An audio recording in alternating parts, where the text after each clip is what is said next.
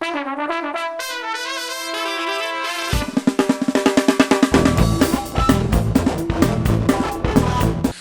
welcome everybody to another episode of the Boxscore Geek Show. I'm here today with Dre at Nerd Numbers on Boxscore Geek, and I am the NBA Geek. Sorry, I'm just NBA Geek on Twitter. We're here today with a very special guest. This is Paul Shirley, author of Can I Keep My Jersey? And then a really big long subtitle that I can't really remember how the book goes, and former NBA player, and also host of the really tragically defunct Short Corner podcast, which was one of my favorite podcasts of all time. Say hello to everybody, Paul. Hello, and thanks for saying such nice things about Short Corner. It will live on in our memories, but it no longer exists. And the plug was very sort of unceremoniously pulled. It was like chugging along, and I didn't have any idea that there were any problems. You guys were getting these great guests on there, people who are like on sitcoms on TV and things like that, and Javier Bardem. Right. And then all of a sudden one day it's like, okay, guys, we got a big surprise for you. Today's the last day. I feel bad because I put off listening to your show, Paul, because it had such a normal tag, and then someone told me, and I listened to it, and I waited 2 days, so I missed hearing that you were canceled for 2 days because I was like, just another show. I'll wait. Yeah, no, that's again the beauty of the immediate. You got to pay attention on the internet. Stuff just leaves forever. It was a sad ending.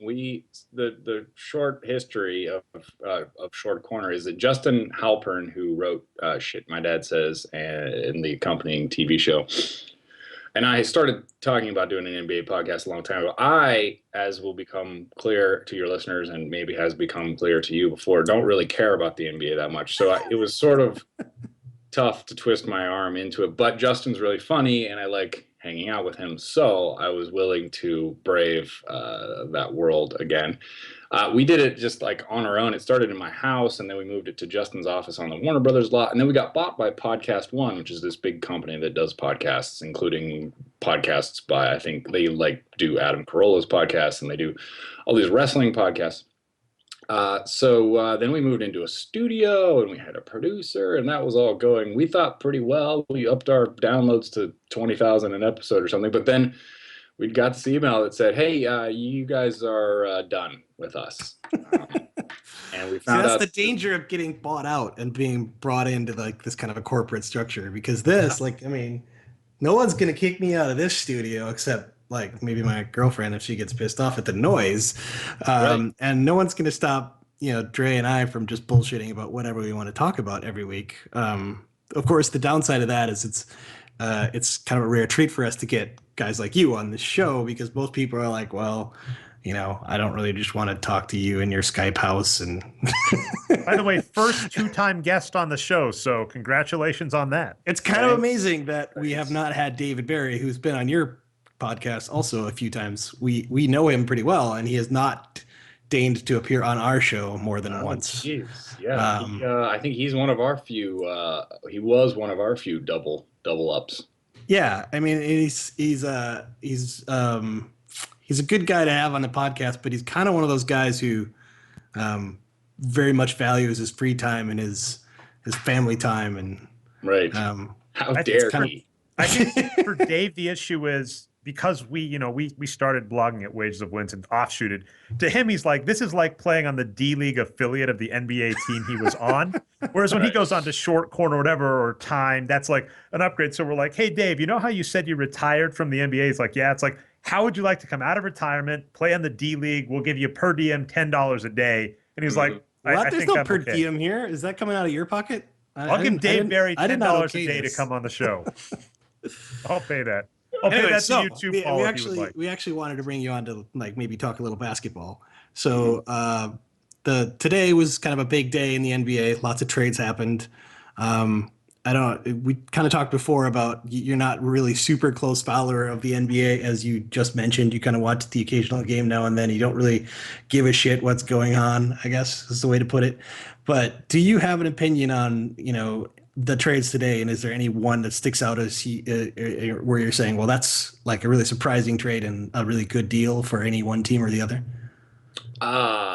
now that we've undercut any authority I might have, no, we did not undercut your authority, only your passion. Yeah, I think passion is the right word. I pay attention, but I do it in a very dispassionate way. Generally, like I have a very wait and see attitude towards all of these things, because I've just seen so much basketball in my life that it's hard to get really too excited about one particular trade happening. And additionally, I don't have any loyalties left. Like I don't care about any particular team, so it doesn't matter to me I'm always going to hate the Miami Heat because everyone should, but otherwise I don't necessarily care. Does your hatred of the Heat stem back to like Pat Riley or the location or LeBron and the decision? Or it was like, so whenever I played in Miami, there was a very it was not a very basketball friendly atmosphere. That's not to say that it wasn't a fun place to be. I guess some people like Miami. I think those people are crazy, but I could imagine enjoying living in Miami. It was more that it was such a, I hate to use like a Kansas term. It was a very highfalutin crowd, just very stuck up. It wasn't like you might expect that maybe from a New York crowd, but New York fans are great. They're very basketball savvy, I guess. Although we could say lately they haven't been very. Well, what about savvy. Actually, we're going to talk about that in a second too. But what about LA, which is where you're currently living, right? Yeah, I mean that's why like normal people like the Clippers, and only rich people and people who can get like fooled into thinking the Lakers care about them like the Lakers. That's an interesting. Back to the trade stuff. I think as we were discussing, it very much depends on how these things go. People, especially in this world of fantasy sports and Twitter accounts, we like to assume that each individual can just be kind of plugged into a situation. And as it turns out, it does matter what it's like to play with people and how that functions and whether the new guy likes the coach and what history there is there.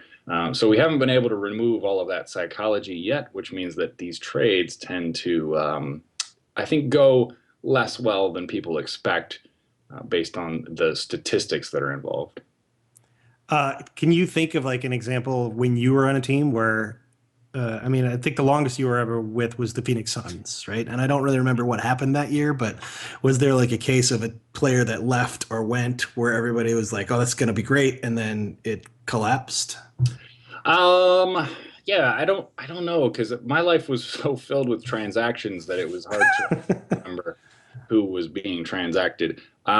Most like that year in Phoenix was the year that Steve Nash kind of re-emerged onto the scene, and the Suns won had the best record in the NBA and all of those things. So there wasn't a lot of monkeying with the roster going on. I actually got to the Suns because the Suns traded Jackson Vroman, Maciej Lampe, remember him? I don't know how to say his name. And Casey Jacobson to the Hornets for Jim Jackson. And so then they needed a couple of players. So they signed me, who had just arrived from Russia. Okay. Yeah. So, actually, you probably in Europe had some experience as being the guy that was acquired, as opposed to like the bit player who was sent away, right? I mean, in Europe, you were more of the sort of the featured guy, I imagine. Yeah, although they don't do trades in Europe, so that was never a thing that happened. Yeah, I was in Europe. I lived in Europe a long time too, for about 13 years, and they didn't do trades, but the way it worked, at least in the German Bundesliga, was you pretty much had the same like 7 to 10 German guys that were on the team. And then every year the team would go out and grab 2 foreign players. Usually one of them was American. If the team had a lot of money, both were American. But then if they didn't, the other guy might be like from Russia or something like that. So, right. I mean, you were usually the foreign guy. So you usually came into a situation probably where, you know, the natives, they'd all been playing together for 5 years or whatever. And you came as the sort of the free agent prize. Yeah. Did that ever completely backfire, or was it always usually pretty easy to fit into these guys who knew how to play with each other?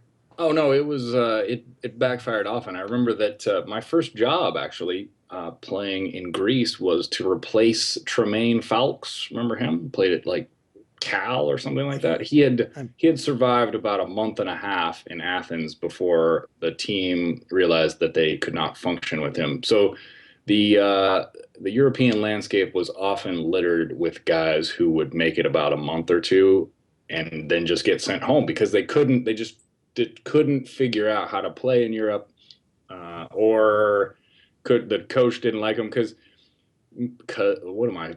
I said that like such a Kansan. Because they anyway, the coaches would hire these guys, and then they'd come over, and then the players would not realize that European coaches are far different from NBA coaches, and that European coaches just do not give a shit if you're gonna toe the party line or not. Like you're gonna do what they tell you to do, or you're gonna go back home, and that caused some strife at times. Yeah. Did you see that movie Mr. Baseball? Did that bring any? Because that was like it was a baseball player, but it was a baseball guy going to the Japanese league, and that kind of weird. Right. I've never seen that movie, but it's probably a lot like that. Yeah, there were a lot of clashes. I remember when I was in Spain, one of my last stops, I got called into the office because teams, like you said, the same as in Germany, are only allowed 2 foreigners. So if you're going to use one of those foreign spots, the players need to be producing. And according to this general manager who did not like me very much, I was not producing to the degree that he wanted. And so if I didn't play well in the very next game, they were going to figure out a way out of my contract and send me home, which was quite a lot of pressure, I must say, and tends to lead to a lot more concentration. If NBA players were thinking like, oh, my contract might just disappear at any time, I bet they'd play a lot harder. That actually brings me to something I really wanted to talk to you about, which probably happens a lot in the NBA, which, I mean, Dre and I and other people in our sort of clique, we talk a lot about how we think the NBA completely mismanages the roster spots from like 9 through 15, right? Because a lot of times, well, my personal opinion is those spots would be best used on young guys who might get better. You might find the next Hassan Whiteside or Jeremy Lin or whatever, if just by giving them one of those roster spots. Instead, teams tend to give them to guys like Juwan Howard or Jermaine O'Neal, who are like 74 years old and can't really play anymore. And most importantly, they're never going to be any different than they are now. They're not going to get better. They're not going to change. You are getting an absolute known minimum quantity from these players. And I mean, don't mean to be undiplomatic, but you have a lot of experience being exactly in that position where you're in a training camp fighting for a spot. And I think you mentioned in an interview once that, for the 2006-07 Timberwolves, when they said goodbye, they basically said, we have to get rid of you because we have Mark Madsen under contract for like 5 years and $10 million, right? Which and Mark Madsen is exactly that kind of guy. It's like there is literally no difference between Mark Madsen and any like quasi fringe NCAA NBA player. Any 7-foot guy who dominated the NCAA or the D League or whatever could do what Mark Madsen did. I don't care what Phil Jackson says. You could swap out Mark Jackson for Luke Longley or whomever, and you get the same thing.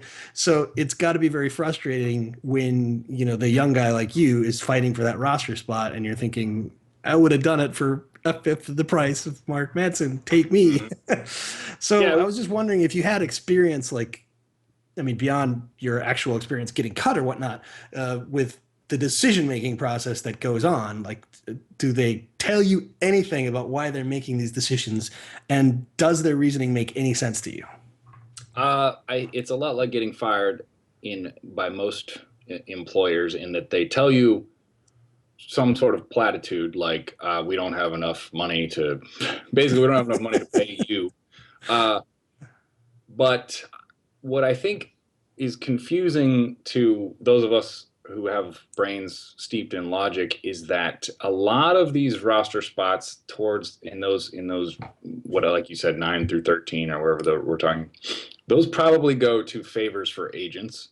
And so unfortunately it's less about development, which is what always was confusing to me, because I was exactly thinking the same that you were. I thought, like, as an example, it's difficult to distance my own experience from the emotions that I had about basketball. But I can remember going to training camp with the Lakers my first year out of school, and I was I was 6'9" or 10 and weighed 235 pounds and had a 30-inch vertical and can shoot a little bit. Like, I was a pretty decent sized like NBA prospect. And I remember getting cut in favor of Somaki Walker, who was on half of a guarantee already, which like at some point they would have had to pay him to not play in order to keep me.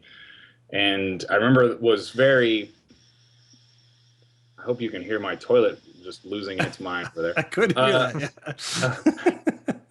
And at some point it was heartened because I did the like upstanding Midwestern kid thing and went around to each assistant coach when I got released and said, hey, so, what should I improve on? And Tex Winter, legendary Tex Winter, says, well, I think it's bullshit that they're cutting you, so I don't have anything to tell you.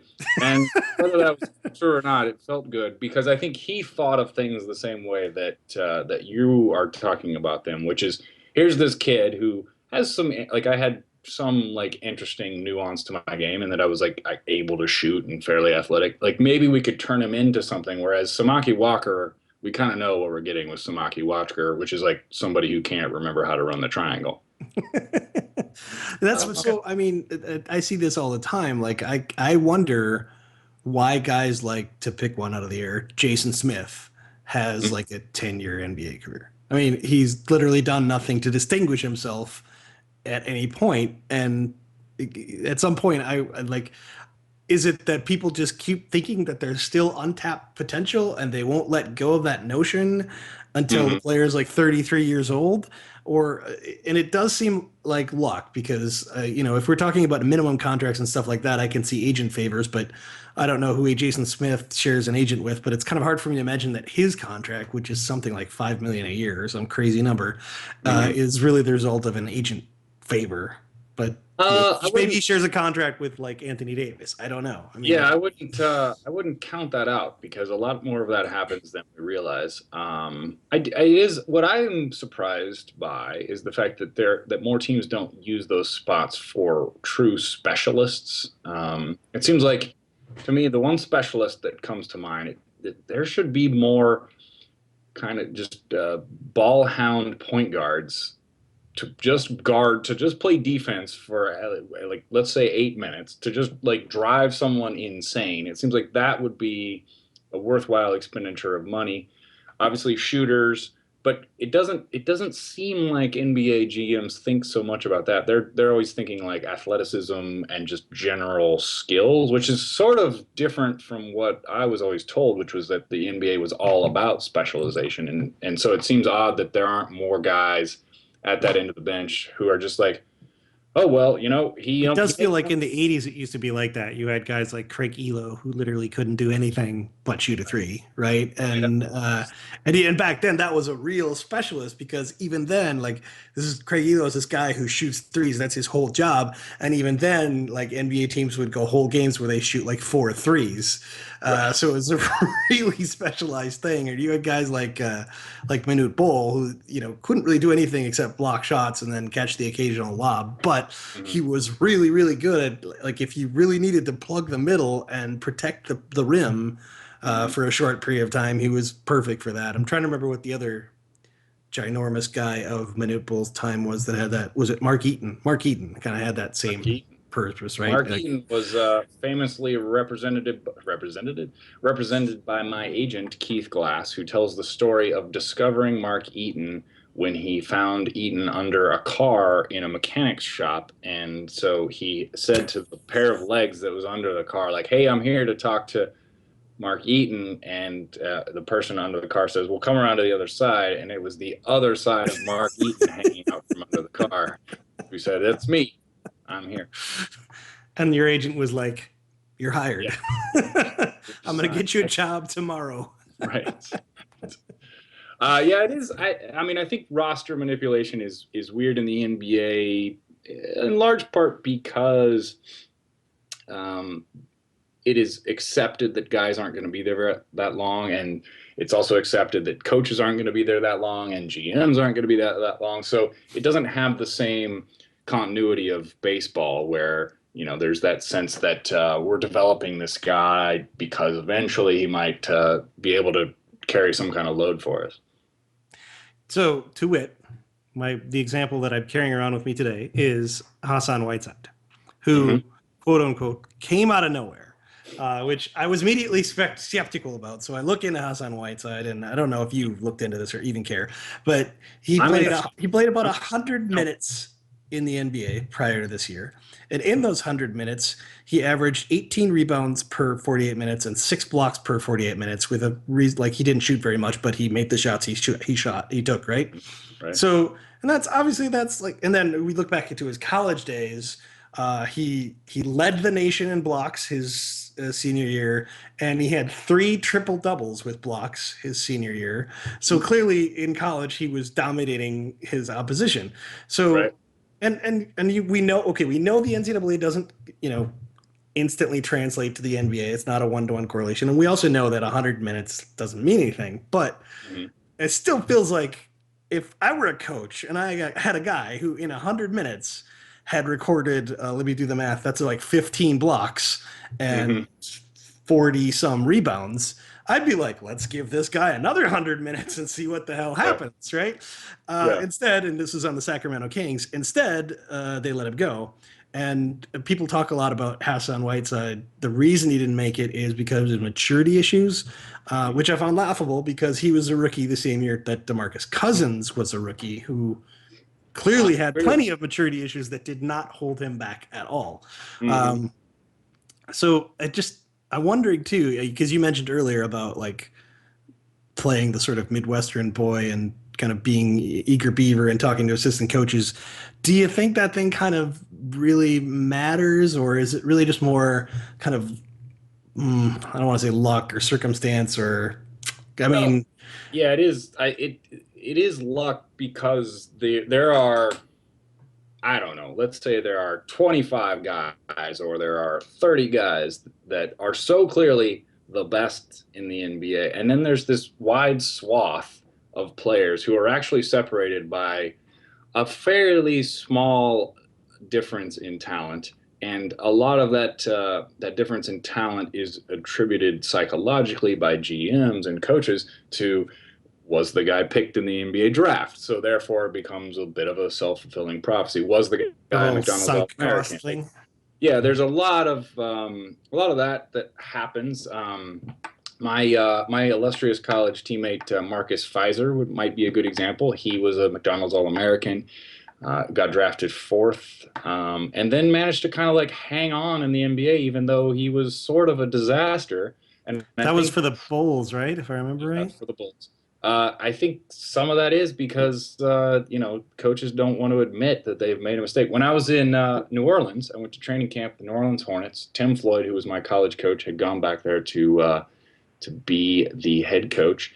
And I actually went to camp not thinking I would make the team that year, but for the following year. And the Hornets had drafted this kid named James Lang, who this was 2004 or something, so this is like pre-YouTube. Nobody was able to really scout the kid. When they drafted him and he showed up, he's 6'9" and he weighs 290 pounds, but none of it is muscle, and he can't remember the plays, and he was a complete shit show. But Coach Floyd said, like, we're going to keep him at least until January because the GM doesn't want to look like an idiot. Like, it's that simple. So by the way, Paul, this is going to be kind of a mean thing because I was thinking of how to ask Basketball Reference this query and I couldn't get around to it. Just, you played in the NBA and you got 31 points. And right. Or 33. You got 33 points. You had one season with 12, one season with 21. And actually, your very last game for the Bulls, you looked dang promising in that. Then you got injured right after. So you were on the upswing. My kidney and spleen exploded. Thank you for bringing that up. But that game was actually quite good. You actually, I was looking at your fantasy score because they have that on Basketball Reference now. I can see what your fantasy score would have been. You'd have gotten like a 15 for min price. That's value. Anyway, I was trying to look for players with fewer points for a career than you, and that's a hard query to ask.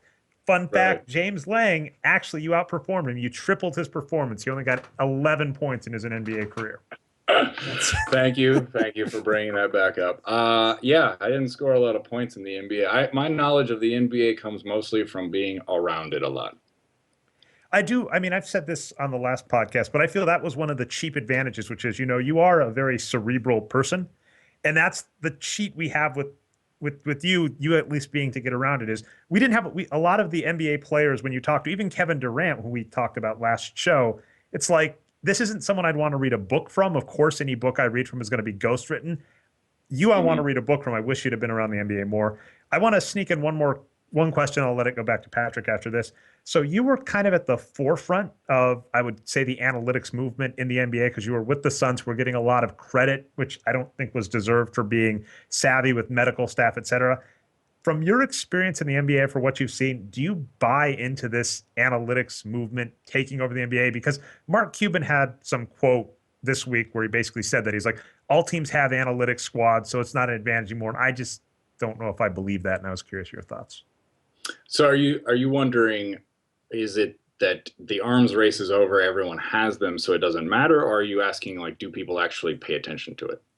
What's your thoughts on, was there an arms race? Did it end? How did it end? And do you even buy that it's real? Because I don't think that. Yeah, I think it's clear that Dre and I don't think the arms race has even started.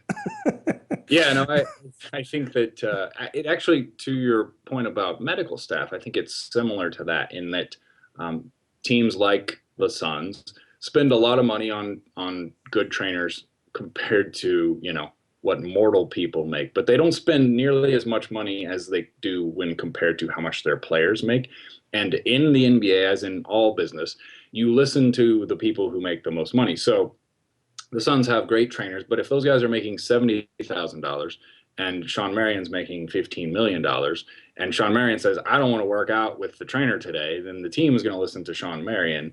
And therefore, the impact of the training staff is diminished significantly. I think that's also true with analytics guys. So if you're paying, let's say you pay someone $150,000, for example. Which sounds high, by the way, from what I've heard. But yeah. Okay, so but just for the sake of argument, he's making, what does that make him? 1% of what Sean Marion's making? Am I wrong in that? Yeah, that makes one game of Sean Marion, right? Yeah, so like if the analytics guy says, look, Sean Marion's killing you out there, then the team's going to go, well, yeah, we could take his advice, but there are only so many intelligent managers out there in the world. Unfortunately, there are lots of bad ones, and so most of those bad ones are going to say, like, well, to hell with this guy. We already have Sean Marion signed up. What can we do really? Shouldn't we spend our money some other way? And I think there's just, I don't know if this will always be the case, but as long as people keep hiring players into front office positions, no one's going to trust the people who are perceived to be nerds. And that doesn't fit with the way I look at things because I have a goddamn degree in mechanical engineering. So I'm the nerd of all nerds. But when it comes to, let's say you've got who's an assistant coach, Tyrone Corbin, right? If Tyrone Corbin is now in the front office of the Kings, he's not going to think like, let's go get some analytics guys. He's going to think, well, when I was playing, we valued how fast you could get from one side of the lane to the other in a illegal defense call, whatever it is. And so as long as that keeps getting perpetuated, as long as teams keep hiring mostly not very smart ex-athletes to be in their coaching staffs and or front offices, I don't think that the arms race will have begun. Yeah, Patrick, can I steal one more question? Yeah, sure. I want to check something because first off, Sean Marion in his Phoenix days is like advanced stats gold. Like he's he was a wins produced darling. Yeah, and that was pre-Nash, by the way, too. So a lot of people, but I was curious because you've used on the Short Corner podcast. I was hoping many more years of this. You've used Sean Marion in a lot of your bad, your Goofus and Gallant, where he's Goofus. You've used Sean Marion in a lot of those. So I'm curious if there's behind the scenes knowledge on Sean Marion where on the court he looks amazing, but in the locker room and whatever, maybe he was less darling than we think. Yeah, I mean, I got in trouble one time for making fun of Sean Marion for not being very smart, and I was like, well, I don't know what you want me to say. He just wasn't very smart. He also wasn't. I mean, he wasn't endearingly stupid either. He was kind of a diva. There was a time when I think I told maybe this story on one of our last podcasts. Actually, there was a time in Phoenix when Sean Marion decided that he was no longer going to sign autographs. The team would often get shepherded before practice upstairs where we would sit in front of tables and just sign autographs. Some of them would be going to charities, some of them going to like corporate sponsors, whatever. We'd sign 300, 400, 500 pieces in half an hour, whatever it was. Which, by the way, if you have an autographed something from an NBA team, hopefully you know that it wasn't just like painstakingly crafted. It was churned out like it was in a Ford plant in 1922. Anyway, so Sean Marion just decides that all my illusions are shattered. I'm not going to go up there anymore. I'm not going to do these things. And the PR people with the Suns retaliated by covering his entire locker with all of the items that he had to sign, which I thought was hilarious. Mostly, so that really that was what I was curious about, because like I thought that was an example of like something that could have happened. I didn't realize that actually happened. That's amazing. No, that was a real thing that happened. Did the PR guy get in trouble for this? What's up? Did the PR guy get in trouble for this? Well, thankfully, the PR people are in the front office, so they probably have the ear. And everybody gets tired of these players' shit. So the coaches want a way to take a stab at them, but they don't really have much power because the fans are like, why aren't you playing Sean Marion or whatever? So this is like one of those subtle things that you can do to be like, look, Sean, here, you got to sign all these things. That always bothered me because I grew up a sports fan and I understand what it's like to be a sports fan. And I also understand that the only reason that Sean Marion was getting paid $15 million is because all these people cared that he was playing in the game. And I don't think a lot of athletes, not to get all soapboxy here, realize that that's the very reason they have a job, is because the people are watching the game. Yeah, I think you're probably dead on the money there with your assessment of athletes' ignorance of the situation. Although some of them, like I'm actually, so I have an intense dislike for Kobe, as I think tons of fans who aren't in LA do. But I'm a big admirer of Cody's business sense and completely agree with him whenever there's like some sports reporter somewhere says, well, Kobe should take a pay cut so that the LA can get, more superstars in here to play for him. And Kobe's like, why should I take less than the market value to play basketball just to give the money? Because you realize when I do that, I'm giving the money to the owners and to other players who, don't deserve it. So why should I do that? And as a capitalist, I'm just like, yes, completely agree with this. There's no reason for Kobe to say, I'm just going to, especially because as LeBron James has already demonstrated to America, if a player does take less to compete for a championship, then everybody hates them because they're just some weasel that's chasing a ring. And it's like the player cannot win. So I'm like, I say go for it, maximize your market value, make as much as you can. Yeah, but here's a capitalist's counterpoint. You could also make the case, maybe not in Kobe Bryant's situation because he's at the end of his career, but in most players' cases, winning will, in the long run, cause them to generate more revenue for themselves. So by taking a slight pay cut now, they may actually do better in the long run, especially when it comes to Well, here's where the finance guy cracks out his calculator and starts doing net present value calculations and says, like, okay, if I win 3 championships, then that makes me $20 million extra in 5 years. How much is that worth, like, right now? And let's do pros and cons, right? And I agree with you that, like, taking a $2 to $3 million cut is probably in a lot of players' interest. But like LeBron, I don't think do you agree on that, Paul? Like, I think LeBron clearly made the right choice with Miami. Like LeBron is making so much more money now than he would have if he stayed in Cleveland and not won any championships. Because but that's a big reason for that is because his shoe deals and his Gatorade deals and all that that income dwarfs his basketball income. So for him, like maximizing his titles or at least winning the one title was like, by winning that first title, he crossed like this magic threshold where the dollars just started raining down on top of him. And that's definitely worth, a few $1 million less per year. But But LeBron's also in the situation where I think he paid for 12 million, and at the time he could have signed for 16 or 17. So the type of pay cut he could have taken, it pales in comparison to the type of pay cut that Kobe has available to him. Even like, Kobe's earning what, $25 million now, which is right. Still boggles my mind. And the average player at his age, nearing sort of the end of their career, even for Hall of Famers, probably would be more like $10 million. So that's like kind of I'm going to cut you off, gap. Patrick, because I know we're digging into the finances, just always rates high on market research. So I know we're nearing the end of time. You said you had available. We really appreciate that, Paul. So I'm curious if you have any topics, and if it's just, I saw some lady watching Breaking Bad when I was skiing today. So even if you just want to talk your anger at the Breaking Bad end or anything like that, is there any topic you want to end your time on the show with? Well, I wanted to pose a question to you guys, which is the following one. Is there at some point, I would assume that I know Dre is there a point at which the Carmelo Anthony train runs out of steam and we just stop talking about him?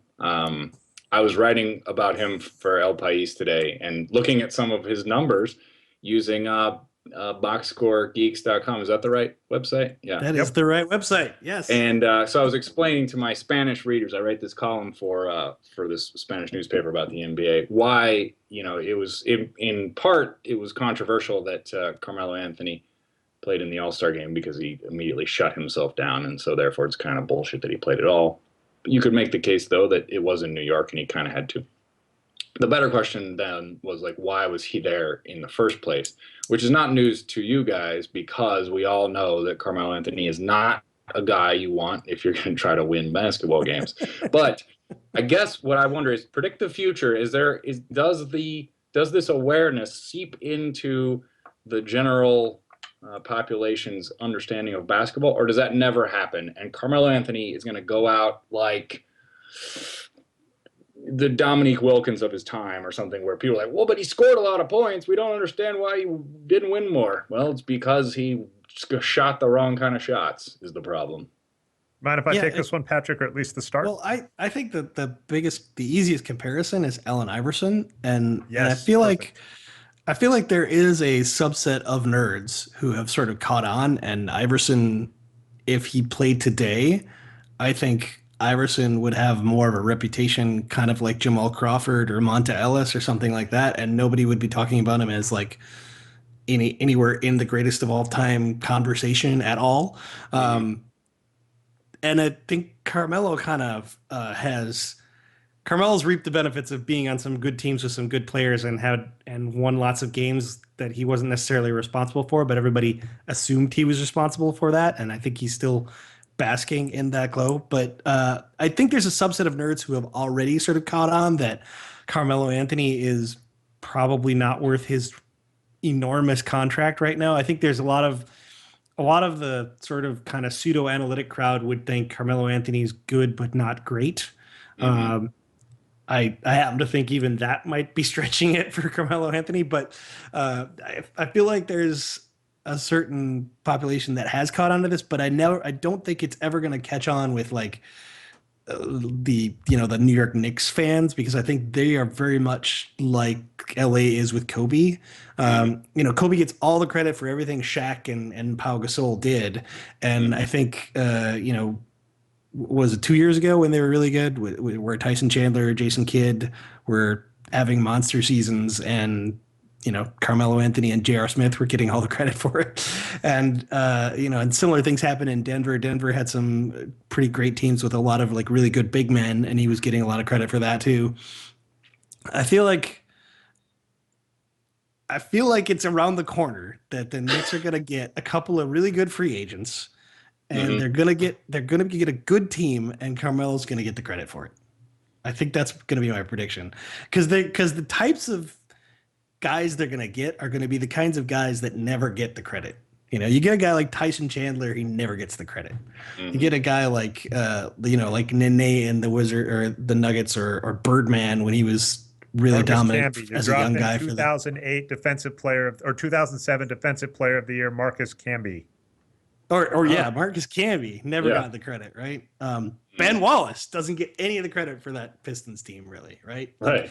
I mean, yeah, I can say Ben Wallace is good, shorter than Patrick on this as a Nuggets fan, which is to say just a harsh no, because I still get in fights about Allen Iverson, even with the advanced stats people out there, with the advanced stats not liking Allen Iverson. I still get in fights with these people. Even the advanced people like Kurt Goldsberry are coming up with metrics to make players like Melo and Carmelo look good. I don't know if you heard about this. There was a metric called the Kobe assist. The logic being, well, Kobe misses a lot of shots, but Dwight Howard gets a lot of rebounds, and maybe Kobe's misses are better than everybody else's misses. And because when Dwight Howard gets an offensive rebound, it's an easier putback, Kobe Bryant is helping his team by missing. The nerds are going for this. And I'll give one last bash, and then I'll give the mic back to you, Paul, which is even Mark Cuban, who's one of the supposed stat-savvy people, is defending Monte Ellis as a wise acquisition they could improve. And I'm looking at Monte Ellis's box score tonight. I actually had him on a fantasy squad, so I'm upset with his performance. He's 2 for 11 from the field. If you look at boxscoregeeks.com, his performance has not improved a lick with the Mavericks, but you're still going to get GMs saying, yeah, but he, I'll dig the Short Corner podcast, you guys a few times and say, yeah, he dominates the ball. That kind of thinking still pervades people with shooters like Melo. So even when the advanced stats have torn him to the ground and everybody uses those advanced stats, people will still be arguing that he's helping his team doing something. Yeah, I think what it boils down to is there are good ways to dominate the ball and there are bad ways to dominate the ball. And Carmelo is a master of the bad ways to dominate the ball. Like when I think of good ways to dominate the ball, I think of Steve Nash, who you could watch a Steve Nash position where he spent 20 of the 24 seconds with the ball in his hands, just dribbling around and probing and probing and probing. And then finally at the end of this, a layup comes out of it, or even better, like a Steve Nash 3 or something comes out of it. And it's not that those Phoenix Suns teams weren't moving, because you would know this better than me from being in practices and stuff, obviously. There's a lot of movement in that D'Antoni offense. It's just not necessarily ball movement, because of a lot of it is Steve Nash holding the ball and exploring options while everyone else moves around, and they know how to move around Steve Nash so as to get good shots. I mean, it's kind of that was one of the best things about Sean Marion, is he seemed to know exactly where to go to get the ball from Steve Nash in the best position. And it's very much like watching Chris Paul dominate the ball with Tyson Chandler back in the New Orleans Hornets days. Did I get the right mascot name there? And it's like he's dominating the ball, but he's not making the offense stagnate while he's doing it. And I think in the modern NBA, you look at guys like Ricky Rubio and Chris Paul still and other players, or even LeBron James, you could argue, that are dominating the ball, but not necessarily in a bad way. Whereas the guys who, I think it's the surest sign is the guy who gets the ball on the wing and every time you're like, the 5-second rule is about to kick in before the player does anything meaningful with the ball. And that's kind of what I always see with Carmelo. And I don't understand it, because it's really not fun to watch. So I get how people look at his totals and say, oh, wow, he must be really good at basketball. But I don't understand why voters vote him into the All-Star game, because it's spectacularly boring to watch. I don't know. That's true. I mean, it doesn't pass many sniff tests in that it's not effective and it's not fun to watch. It really is, as someone who's played thousands and thousands of hours of basketball, it's difficult to watch when those things happen, because I know at this point in my life that basketball gets easy to defend when the ball stops. It's as simple as that. And it's strange to me that the more coaches don't preach that. It doesn't have to always be via the pass, but the ball has to be moving, in large part because if the defense is not doing anything, they're getting to rest. They're also getting the chance to consider what might happen next, which is a lot easier for our brains than having to react. It basically takes away all of the advantages of the offense to have the ball stop. And yet, one of my biggest pet peeves is when people talk about a player who can score, quote unquote, at will, which is, because this is we all know that's an exaggeration, but it's like even in like a colloquial sense, it's crazy, because all you have to really do is look at Carmelo Anthony's shooting percentages and say, well, if he can score at will, then why doesn't he? People always say, yeah, but he has that ability to break down the defense. And I'm like, well, yeah, but why doesn't he? Like, why doesn't it actually ever happen?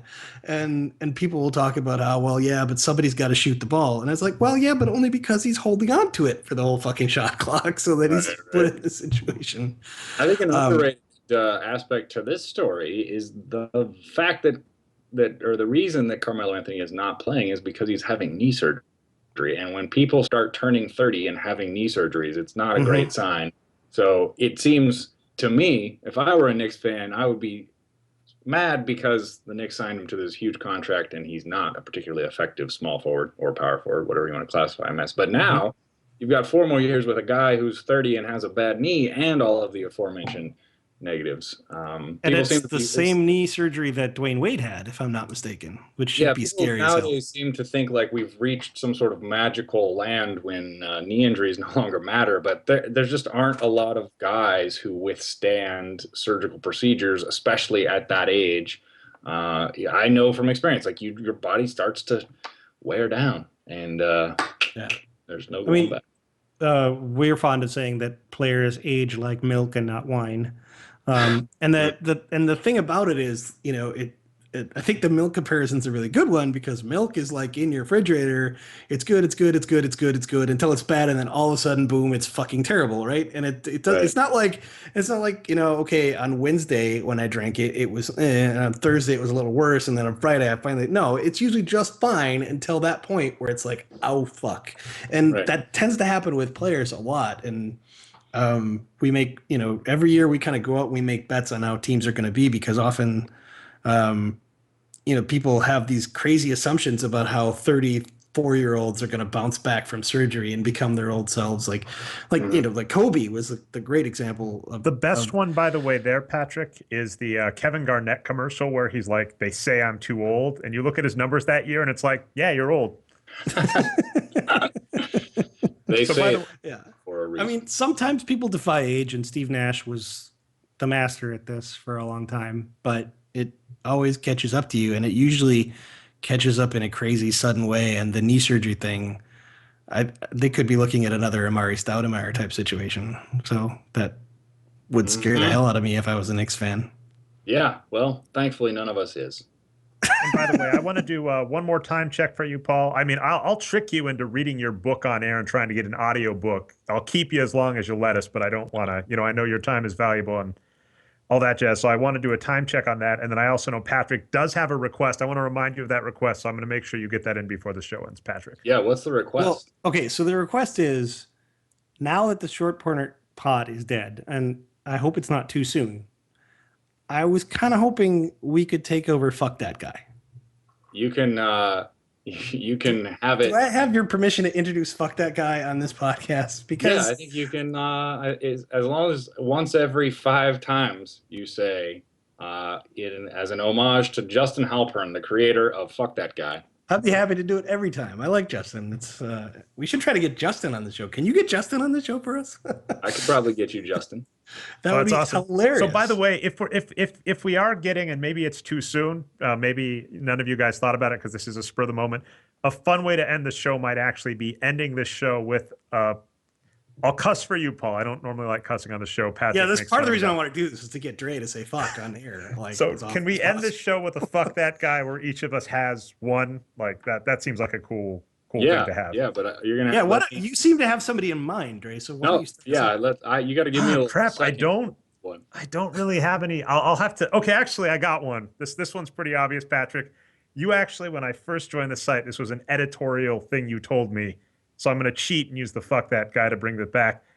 Fuck George Karl. I cannot believe he got another coaching job. I can't believe wasn't that the name of a segment? Winningest coach in NBA history got another coaching job. What do you mean? So by the way, fun stat, Paul, and this is for the casual fan. This should appeal to the casual fans. Do you know George Karl is one of the few coaches to have had multiple 60+ win teams that have massively underperformed in the playoffs? He has taken one some of the only ones to have a 60-win team that lost in the first round. I expect better of you. The playoffs don't matter. You can't predict playoff performance. But you can you can watch so I was on the Nuggets team and I'd been jonesing for Andre Iguodala for years. Anybody who watched me knew I wanted Andre Iguodala on the Nuggets. Finally happened. George Karl gets us franchise most wins. Should have been a 60-win team, by the way. He played the wrong guys. We make it to the playoffs. The Golden State Warriors, David Lee goes down. And what is George Karl's brilliant move when he's got a core of Kenneth Faried, Costa Koufis, JaVale McGee? What is his brilliant strategy? It's to bench those guys and try and play small ball against the Warriors and get us lost in the first round. It was okay. I actually had to make an editorial edict that year and say no more George Karl posts. I think your personal biases have come to haunt you here, because you're really trying to. If you can hire George Karl, the alternatives are Terry Stotts and Randy Whitman, like in the NBA right now. Like George Karl is easily top 10% coach. So, did you ever play for Karl? Did you ever in a training camp or anything like that? No, but I would love to have played. Like that guy knows what he's doing in comparison to many people who do not. I'll give you the in comparison. I'm still not. I mean, yeah, we could nitpick with all of these coaches, but he's still really good. To be fair, what I'll say, and this was like Arturo Galletti, one of the other geeks, one of his analysis was basically Karl's coaching was good. Like he ran the right offensive scheme. He maximized the players on the court. He just was terrible at deciding who was supposed to go out. So I'm actually like, okay, I'll give you that. You were a good coach with the players on the court. You just put the wrong players out there too much. That's my analysis. I want to move on. I want to let Patrick go to his or whatever. Patrick, let's hear it. So so everybody, so for people who haven't listened to the Short Corner Pod, and fuck you guys, but fuck that guy can be a positive thing. It doesn't have to be a negative thing. So I have a I think I have one that's both positive and negative. My fuck that guy is Pat Riley. Fuck that guy, because seriously, how does he get a player of Goran Dragic's caliber? And not that Dragic is like amazing, but he's a pretty good player. And he gave up Norris Cole and Danny Granger. And Norris Cole's awful. Like, he's putrid. Right. Danny Granger and 2 protected first rounders, which it's especially in the East is like doesn't really mean much, because I mean, they're going to be like 17 lottery. Pretty much. It's like I mean, if they do miss the lottery, it's like a 17 or 18 pick. But now that they have Dragic and a core stable of veterans, like there's no way I would pick the Heat to miss the playoffs next year, barring some kind of crazy shenanigans in the East, because those spots 5 through 9 are just going to be crazy easy to break into. So, I mean, it seems like every year he's pulling off some crazy ass trade that he's like the Lakers, the 80s or 90s Lakers of the current day, right? Where the Lakers used to just be, well, how about you just give us your franchise player and we'll give you like nothing and we'll call it good. And people would say, yeah, sure. You can have Shaq and I'll just take, 2 rookies and 4 draft picks, or you can have Pau Gasol and I'll just take his brother whom I know nothing about, and things like that. It's like, and now Pat Riley is doing that for the Heat. And I think I do happen to agree with you, Paul, that I hate the Heat and everyone should hate the Heat. So I'm kind of pissed off that they acquired Goran Dragic. And to top this all off, I don't know if you read our blogger at all, but like I have a big portfolio of over-under bets for the season. And I have the Phoenix over for a big chunk of the portfolio and the Miami under for a big chunk of the money. So you just took Phoenix's best player and put him on Miami. And it's like, you fucked me 2 ways here. I'm not happy about this. And then Phoenix, of course, turns around and trades other good players that I like Isaiah Thomas for songs. So I now have like 2 big chunks of the portfolio in danger. So Pat Riley, fuck that guy. I respect everything about both of your fuck that guys. I'm struggling to come up with one right now. I think I would go with maybe I'll go with Mark Cuban for ruining Dirk Nowitzki's swan song. I really wanted to root for this Mavericks team because I think that Nowitzki gets a bad rap because he does things like take pay cuts but they seem to have surrounded him with guys who are not going to help him win. Now they've added Amari Stoudemire, and that's not going to go well. They've just made Dallas a morass of immobility. No one wants to move around, and everyone can collapse the defense at all times. So that makes me sad. Yeah, it does seem like they have a lot of like over the hill players on that team, right? And they have over the hill players or players who aren't over the hill but aren't good at moving. They have one of the inarguably good coaches in the NBA. It would be fun to see Nowitzki go out on some kind of a high, but I just don't. That's not going to happen. It just keeps getting weirder and weirder in Dallas. I feel Dirk and Dallas, I feel, have had the displeasure of being in the West. It's such a shame. I mean, the Phoenix Suns team, you had the pleasure of at least getting to watch them play. Right? It's a shame they didn't even give you one playoff minute. That would have been the nice thing, right? I know that's a little bad. I think that was undeserved. But I mean, there's no need to bring that up, Trey. That's not cool. Right? Well, I mean, it's that Phoenix Suns team. I feel was one of the best. There's also complaints I have, but it's like, I just feel bad it's going to be forgotten in history because they didn't take home a title, and they didn't take home a title because they were competing against the Lakers and the Wasn't Spurs, that the year that Steve Nash got hip checked, and then there was like a big fight, and like Amara Stoudemire had to miss a game? That was the year after. What people forget about the year I was there is that it was the year that Joe Johnson broke his face in a game against the Spurs. And if Johnson plays, whomever, we might win against the Spurs and then go to the finals. Because Joe Johnson was real good then, and then he wasn't able to play, and that's kind of a problem. And that happened twice with the Suns against a good team. So yeah. In fact, all right, guys, I gotta go because I got. Yes, thanks for hanging on as long as you did, man. Really appreciate you coming by. Thanks for having me. Delightful talk as always. And thanks for letting us use "fuck that guy." Yeah, the baton has been passed. I hope you will use it with some pride, and I'm really excited to get the baton. I'll talk to Justin about getting him on the show. Okay, so Paul, do you have anything you want to plug before you? I mean, you can follow me on Twitter at Paul Then Shirley. Working on a second book. Buy that when it comes out, if it ever does. That's it. That's exciting. Okay, great. Make sure you do an audio version of that second book, Paul. Like, just get that out of the way before, because you're not going to do it after it's been in publication for like 5 years or whatever. You're right. Audiobooks all around this time. Okay. All right. Awesome. Thanks so much for joining us, Paul. Yeah. Thanks, guys. And I'm assuming we're still on the air. Do you have anything you want to talk about before we say goodbye here, Trey? I will say, I'm glad we got to talk to Paul. First off, that was amazing, and I'm glad you got. Okay, I'll do one more. I'm going to try and avoid cussing in future unless it is a George Karl gets hired. But I'm happy you got fuck that guy because I know you're excited. I do kind of consider this a consolation prize, short corner Patrick. So for those of you listening to the show, if you didn't listen to past shows, it's fine. But right before the Short Corner podcast got canceled, we were like, let's get Patrick on the Short Corner podcast. We'll start a hashtag campaign, Short Corner Patrick. And like we did it for 1 week and then it got canceled. And it was like, oh.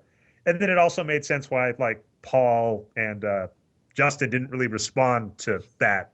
Because it was very clear that they were like, oh, this is going to get unhappy for you real quickly. So I'm happy we got that. And I will say that I went skiing with my wife today. And, I checked my phone before I went up. And then, like, as I was coming down, I was like, oh, the entire NBA got traded while I was out skiing. That was nice of them. I thought today was just going to be relaxing. So I'd like to wrap it up, too. But, we didn't talk as much as maybe we wanted to with Paul because we had more interesting stories to discuss. But we didn't talk trades as much as we wanted to, or maybe as much as we could have. So quick 5-minute harsh take, lukewarm take, whatever you want to call it, on the trades today, particularly the ones that involve the two teams that you should care about most, which are Denver and Milwaukee. So the Bucks picked up Michael Carter-Williams, Miles Plumlee, Tyler Ennis, and they gave Brandon Knight away and some picks away. And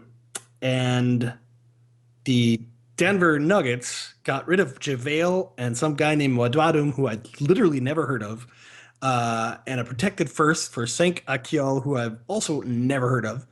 Um, and the Denver Nuggets also gave away Aaron Aflalo and Alonzo G for Robinson, Barton, Clover, and a first. So first, the Bucks. You think the Bucks made a good trade or not? I mean, it's rough because we were all on the Michael Carter Williams bandwagon. I think it may end up just being another Jeremy Lin, right? This flash in the pan. Oh my God, this is amazing. He's the next Oscar Robertson, right? Because he was getting all those steals or whatever. And then just maybe injury or he's young or even Jeremy Lin, right? It's like players can just have a hot stretch and cool down. He may never develop into a star, but at the same time, I think Brandon Knight, if I recall, the one kind of harsh take I'll give on this trade deadline, and this will include Dragic, sadly, is I do think getting overhyped about kind of flashy guards is kind of one of these just things that tricks teams all the time. Even Dragic, who I like, and I definitely think is good, and I think has shown signs of greatness, I think is probably going to get overpaid relative to what we can realistically expect from his production. Although there's weird things with the CBA, so maybe not. So I feel teams do that, so I don't mind losing Brandon Knight. And I think draft picks are overrated for the most part, so I don't hate that. But I think Devin and I were arguing right before the show about this, and I just think most trade deadline picks are just meh. They don't really matter. We were arguing back and forth, and we brought up like Pau Gasol.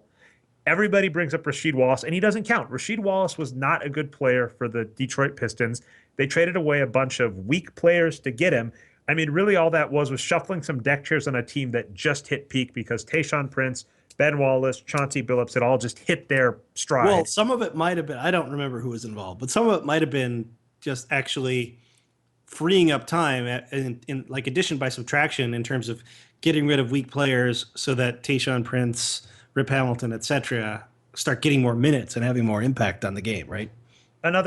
Yeah, I mean, I'll have to look at how much minutes because it was a bunch of garbage players. I'll admit, that was before I knew what statistically matters in basketball, and at the time, I was a pretty big Allen Iverson fan. Well, so, I mean, I'm one of those guys that was convinced by reading, David Perry's work. So here's my hot take on Michael Carter Williams. I think he's a great dark horse pick to be most improved player next year. And the reason I think so is twofold. One, I think playing for Jason Kidd is actually going to matter. I think he's going to be put in better situations. He'll also be surrounded by better players, so he won't be taking there's a lot of bad shots he takes in Philadelphia that he won't take in Milwaukee. And then more importantly, I think we can chalk up almost everything this year to simply being like a rehab year. He had a pretty nasty shoulder injury. He just come off from surgery. He missed the first, 20 games this year because of it. And he does not look like the same player. And he's either going to completely recover and then be a better player, or maybe his injury is like permanent. But I still think he's a really good dark horse to become a breakout player. He can still rebound the ball pretty well. He can still pass the ball really well. What's down are his steals, and his shooting efficiency, of course, is gone. To be fair, fits of hell. I do think sometimes teams get, we agree that there's team interaction effects on things like shooting efficiency, assist rates, and defensive rebound rates. I mean, I think the 76ers are just that team that's just in this no man's land where it's like, I don't want to see a developing player on that team because that is not a place where basketball goes to be played. It's just, that's a mess of a team. And we'll see. Yeah, I agree. Yeah. I think coming to Jason Kidd could be a huge boon. And I think there's coming to Jason Kidd, there's being put into an offense in a position where he won't have to shoot very much. And so you take that thing that he sucks at and you say, do less of that. And you take these other things that he's good at, like rebounding and passing and getting the occasional steal, and do more of that. I think he will actually improve a little bit this year. And I think, barring injury, bad luck. I mean, people say all the time, it really takes a year to completely recover from a nasty injury. And he has not had anything close to that year. So I think he's going to be I think he could be a big deal next year. I think this might actually be an unwise move on Philadelphia's part where they could have waited out. But on the other hand, they chose to sell high now to get like a pretty decent package for that player rather than gamble about the uncertainty of whether or not he'll bounce back to being that player that won Rookie of the Year or not. And what about the Nuggets? Do we care? Well, I don't care. I feel like the Nuggets are going to tread that nowhere land forever. I don't trust Brian Shaw to build a roster, even if they did get to press the reset button here. Yeah, I mean, Brian Shaw's that player where, I mean, the funny thing, we talked George Karl with Paul Shirley, for those of you who weren't listening to that and tuned in just for the end of the podcast. And, I mean, I think the point is my harshness on George Karl, first off, is overzealous as being a Nuggets fan, the same as my Dikembe Mutombo love. Both of those are going to be outside of where they would be if I was an impartial observer. But also, it's like Brian Shaw took all the things George Karl was bad at, none of the things George Karl was good at, and brought those to the Nuggets. So it's like, I can't believe they replaced George Karl, who my one complaint was you don't play the right players. They got Brian Shaw, who doesn't play the right players and also does nothing with the players he has. So the Nuggets, it's one of those, they are kind of my home team. Kenneth Faried is one of my most favorite players. So is Ty Lawson. But I kind of just have to, same as you with the Timberwolves, kind of just let it go, where it's like, until everything changes, until your GM, your owner, your coach are all gone, you're just going to waste any good player you get, and you're probably going to make a lot of dumb decisions. And that's just, I don't want to watch that. And the Bucks, the ironic thing to what you just said is the Bucks may steal the 76ers plan. I mean, who was the Rookie of the Year candidate this year? What's that? Who was the Rookie of the Year candidate this year? Who was playing really well? And you Jabari Parker. Yeah. So he and Michael Carter-Williams might come together and be a really super strong core with some other good players on the Bucks. They've already got pretty good players. I mean, that's already next year a team that, in my opinion, is a playoff team in the East because you have Giannis. And don't ask me to pronounce his last name. I can't. You have when Jabari Parker was an above average player, like not just rookie, but player. He was actually averaging, pretty good numbers. So, I mean, for me, he was pretty much the clear, he and Mirotic, I think in Chicago were the like real sort of Rookie of the Year candidates. I think it's okay. I'll back up again though, because again, it could take Jabari Parker a full year to recover. So who knows? But he's a decent player, and you've got guys like Jared Dudley who's good. You've got guys like John Henson who's good. You've got you've got Giannis who's good. I mean, they have good players, and so if MCW can recover to the point where he's at least an average level point guard who doesn't hurt you on the floor, that's a playoff team in the East, and that's like not. They could make moves. They can sign free agents and things like that. I mean, the guys that they're looking to lose, I think OJ Mayo is on his last year. Like, who cares, right? It's not. Yeah, he's half an average player at shooting guard, which is one, as we always say. They're not going to miss him. When Larry Sanders was bought out, they're not going to miss him because he wasn't playing, right? I mean, I think that's a good team. I think that team, if I were to point at the model that team will try to use, it's more like the Houston model, because you see Giannis getting better and better each year.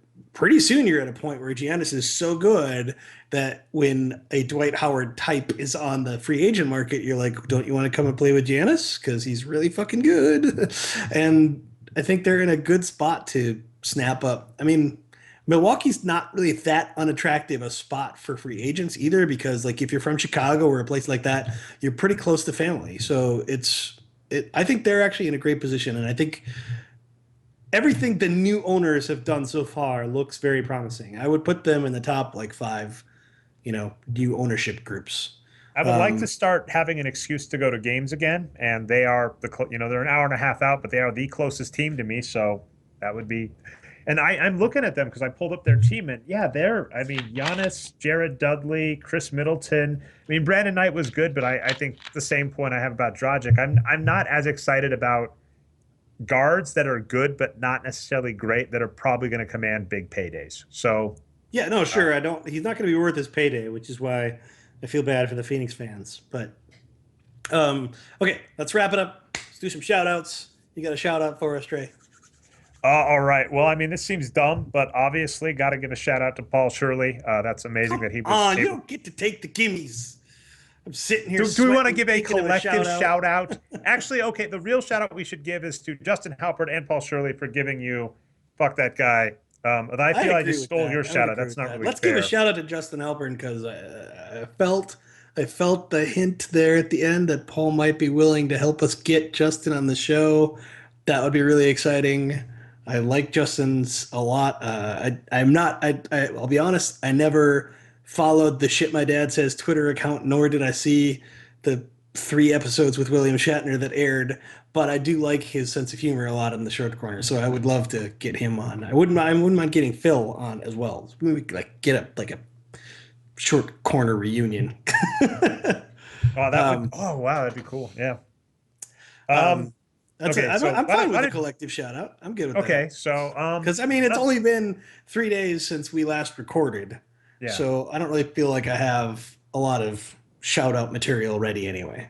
And the funny thing was I had said, I was like, well, we can post this on Monday, because unless there's anything timely, and then of course all of the NBA got traded, so I'll get the notes out for this. This will be out. No, we're gonna post this tomorrow. Exactly. Weekend traffic be damned.